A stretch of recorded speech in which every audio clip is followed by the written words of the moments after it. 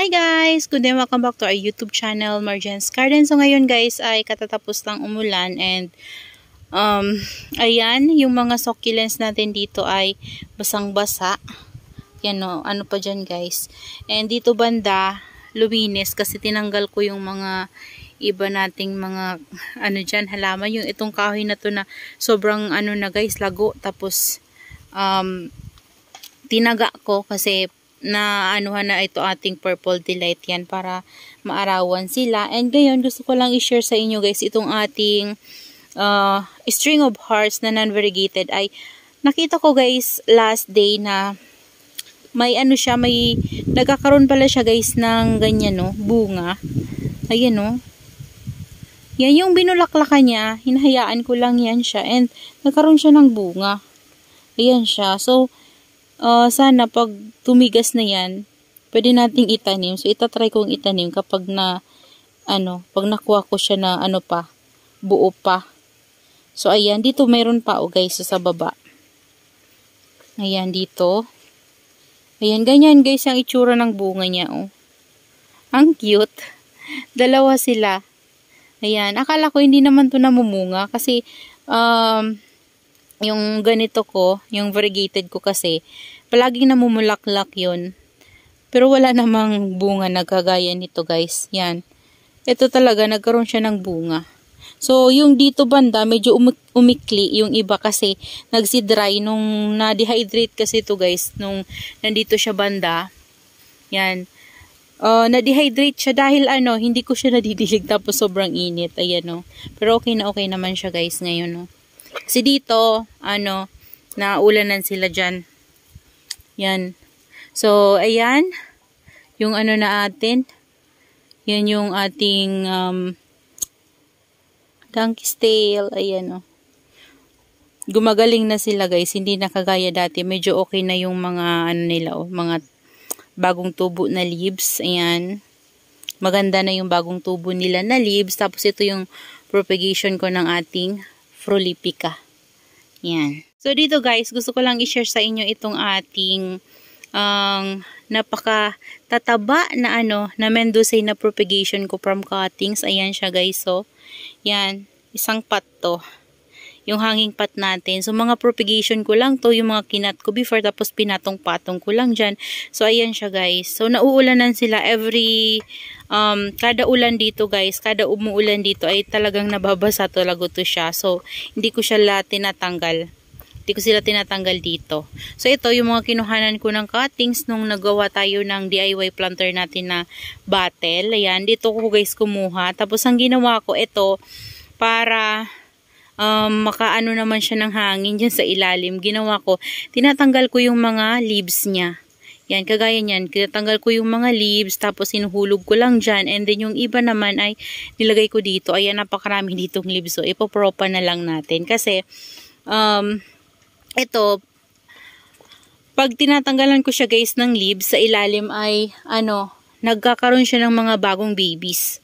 Yan. So, kaya ginagawa ko, tinatanggalan ko sila ng, para mahangin na naman yung ilalim nila, and na din, maipropa natin yung leaves, tapos magkaroon din sila ng new baby sa ilalim.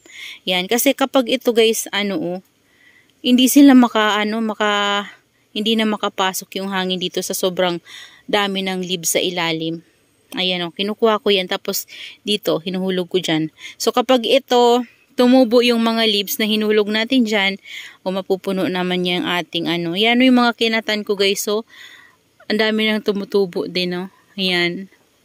So, hinahayaan ko lang to dito. Kinalbo ko kasi to guys.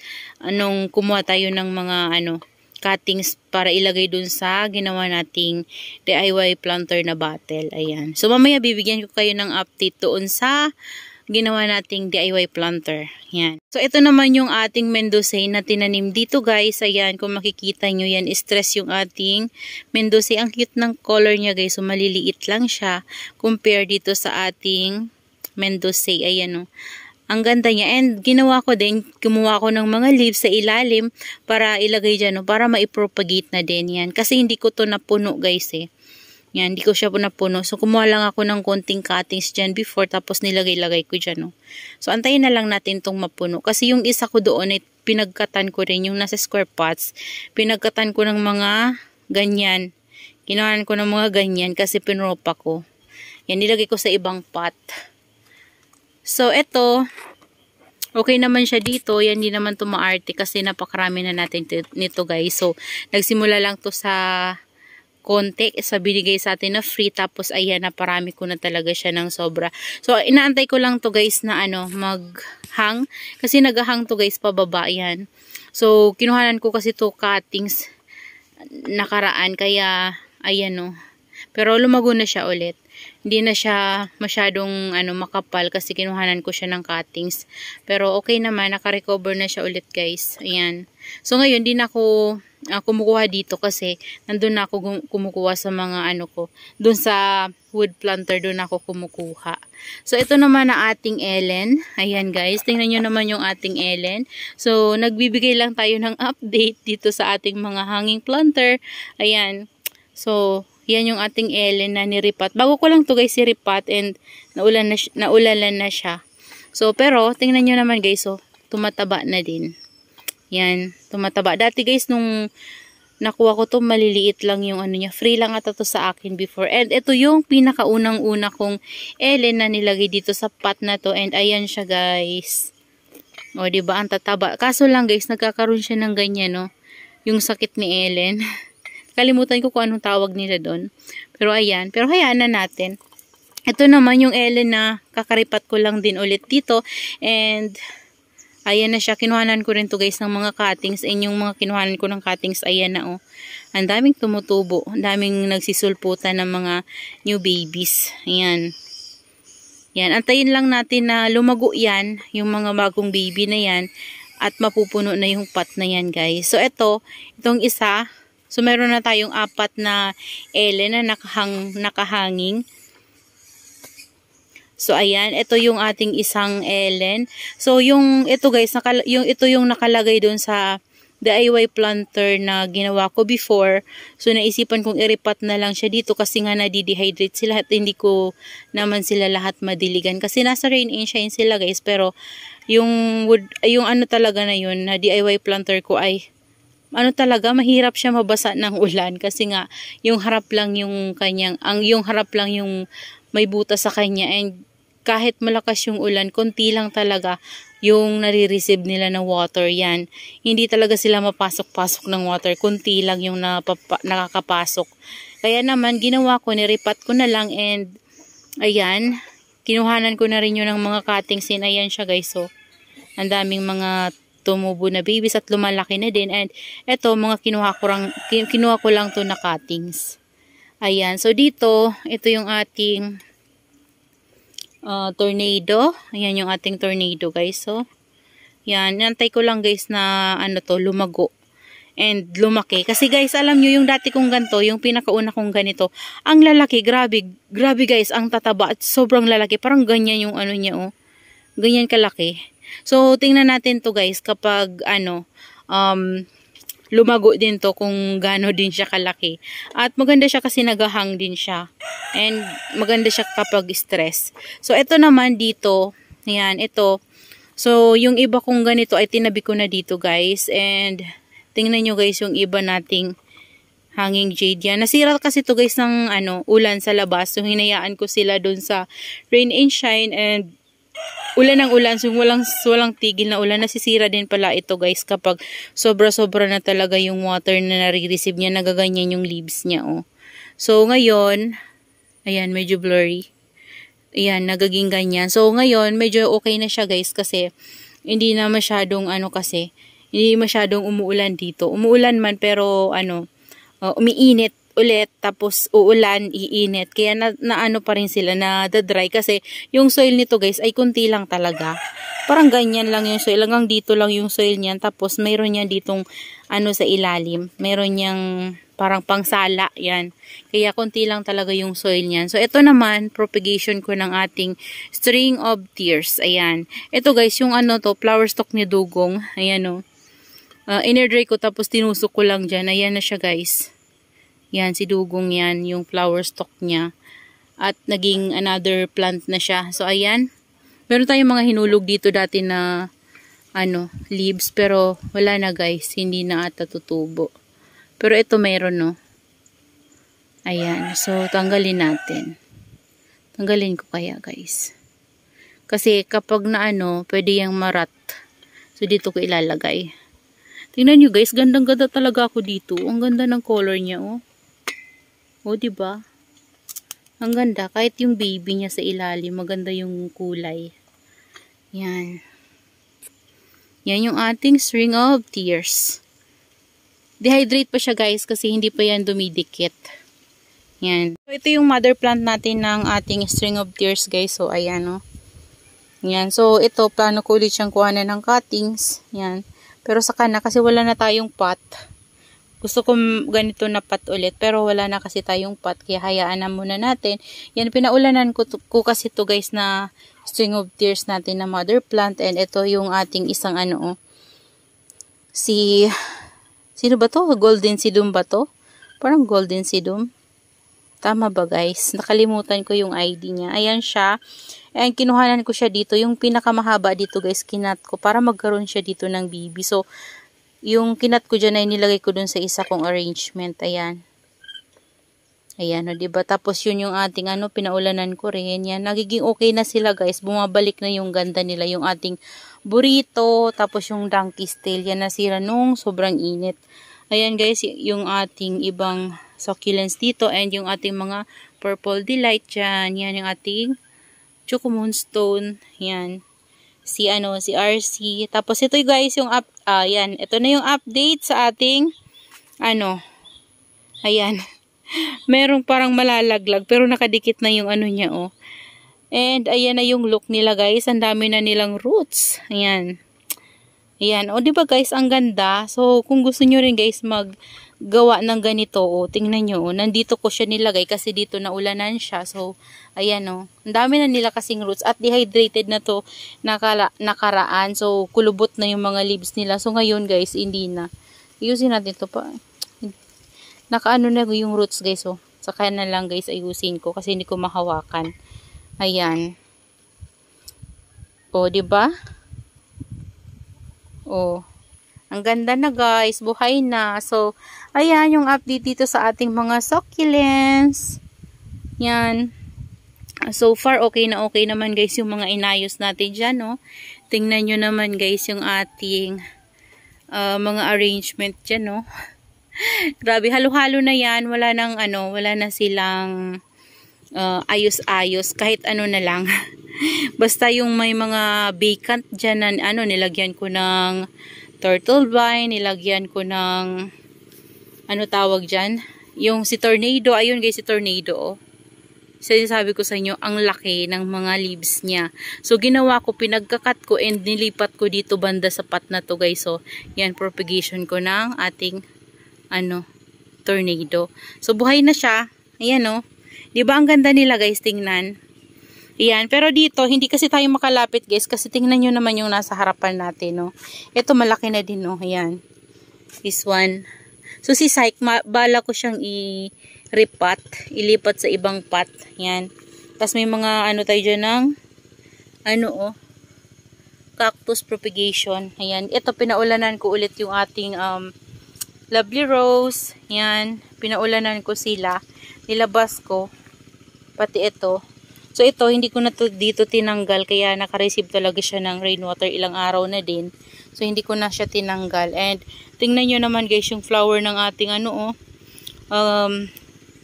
hybrid aloe. Ayan. Yun, ang laki ng bulaklak niya. Yun, banda. Yan. Ito, na bulaklak din. Ito, tuyo na yung bulaklak niya guys. So, tatanggalan ko na yan sila ng flower stalk. So, dito banda, nandito yung ating ibang burrito. Ayan, okay na sila guys. So, nakaka-recover na talaga sila. Ito yung ating propagation pa ng ating donkey's tail. Ayan. Okay na sila guys. Yan, nadiligan na sila dito kasi umulan. Ito yung pinopropa ko na,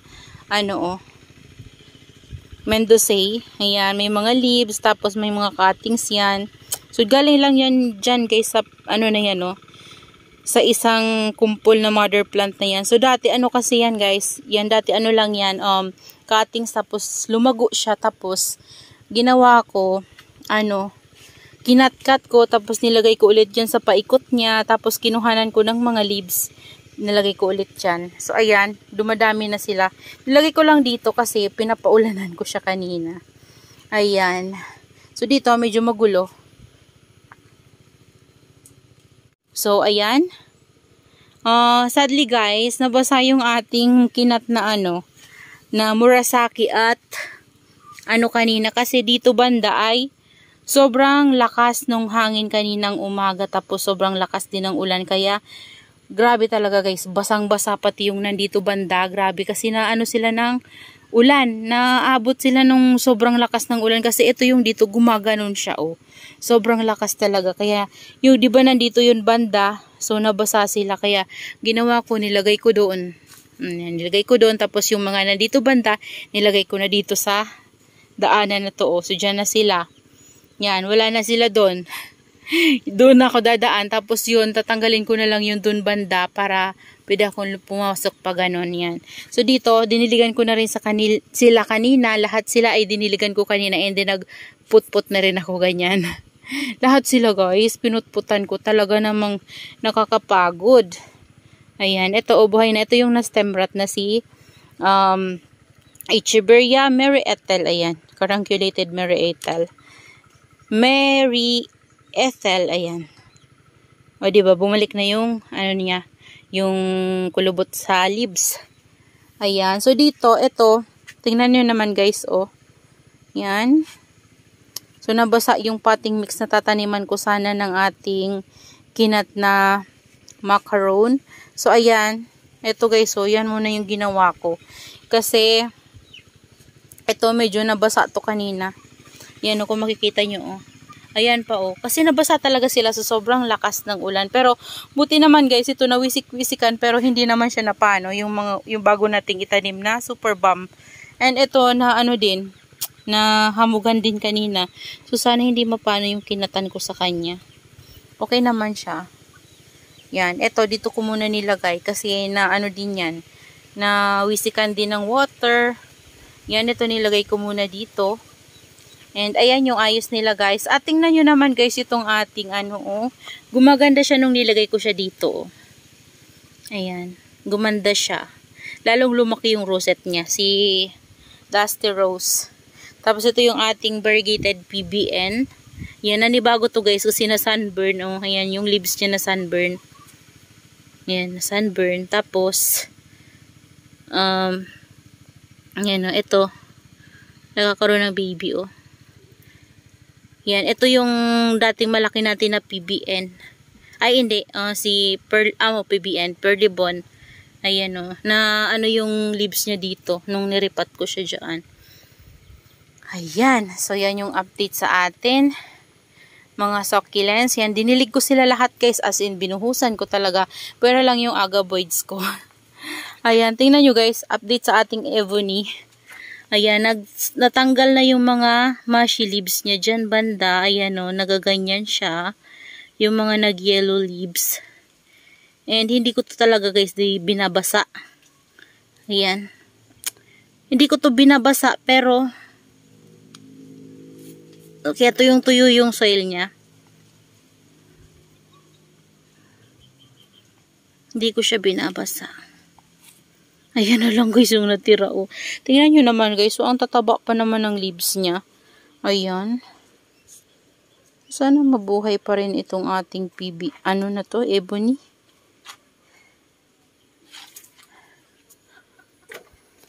So, ayan. Nag-ayos-ayos ako kanina. Yan dyan. Inayos ko sila. Tingnan nyo yung ating carunculated na yung ating hindi, variegated na yung ating, sino ba to? Nakalimutan ko yung name niya guys, si Berserk. Yan, ito yung carunculated Berserk natin guys, and hindi ko na siya napainitan ng maayos. So nawala yung niya, bukol, pero yung pa rin yan pala pero konti na lang, and naging variegated na siya, si Berserk. Ayan, yung ating Cleopatra. Tingnan nyo guys, naging 2 heads na si Cleopatra. O, diba? Yun, maliit lang yan dati. And napalaki ko na lang siya dito sa ating garden. Yan.